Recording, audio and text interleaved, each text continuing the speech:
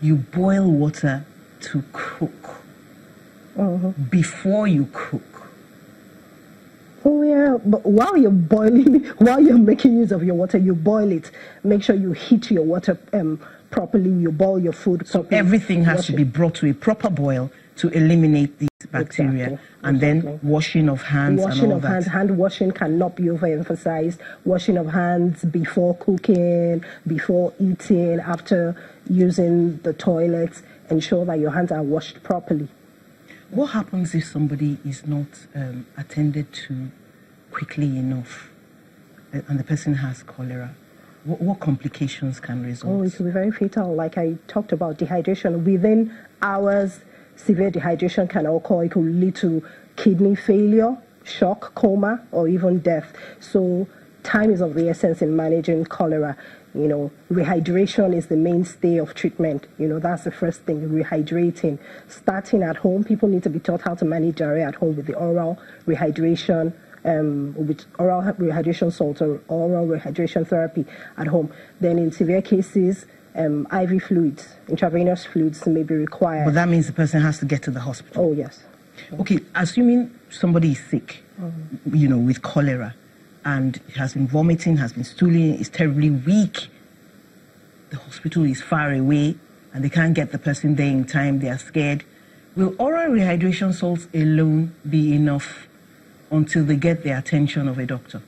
Oh, yeah, sure. Because the major thing is they're losing fluids and electrolytes, the salt. So when they are taught to manage that diarrhea, replace lost fluids and electrolytes, which is contained in the oral rehydration, you know, solution that they're preparing, it would help them replenish those lost fluids and electrolytes before they get to the hospital. Zinc supplementation is also, you know, useful here. You know, okay, zinc. So I'm trying to be really practical here. Here's a family, they don't have the prepared oral rehydration salts in the sachet, but they've been taught sugar and salt, boiled water in a measured bottle and all that, and they do that. Where do the electrolytes come in? Will it be dangerous for them, you know, to just depend on that? Or is there a way they can add electrolytes to that mixture? The zinc, for example. Oh, yes. Actually, we would prefer the orals in the sachet, but in the absence of that, we would say mix your salt sugar solution, you know, and with your bottle of water, you know, 1 liter of water, do that. That should give you enough electrolytes. Sometimes, even locally, we suggest things like gari water, coconut water. Really? Oh, yes. You know, for rehydration, you know, rice water for children, you know, we suggest that too, pending the time that you get to a health facility. Okay, because, you know, someone can panic and say, oh, all is lost. There's nothing we can do. The closest hospital is so many kilometers away. But this information now will help a lot. Maybe somebody is already boiling rice. They just bring out the rice water, cool it off, and then give the person with a spoon. Yes. That's excellent. Now, is it true, you know, what I heard, that sometimes some medications actually make the cholera worse instead of better? Because people are so used to taking drugs by themselves. I wouldn't know, but I read it somewhere that there are some types of medications that, instead of improving the state, make it worse than it was. I would like to know what kinds of medications you're referring to. Actually, antibiotics is not the first line of treatment when we're talking about cholera. Even though it's a bacterial infection, you know, dehydration is the major thing that we're targeting. Are you saying that the bacteria doesn't really kill? It's the lack of water? It's the dehydration that usually causes the most of the complications as a result of dehydration. You know, so it's the dehydration we're tackling, even though in severe cases, yes, we give antibiotics. However, there's been resistance shown, you know, over the years to most of the antibiotics that we usually give. And so really, dehydration is really what you're tackling. Really so if you were to get the patient at an early stage of cholera, you could just rehydrate and the person will be okay? Yes. even though bacteria are present? Yes, even though if it's a severe case, of course, we would want to give antibiotics, yes, and then rehydrate as well. Okay.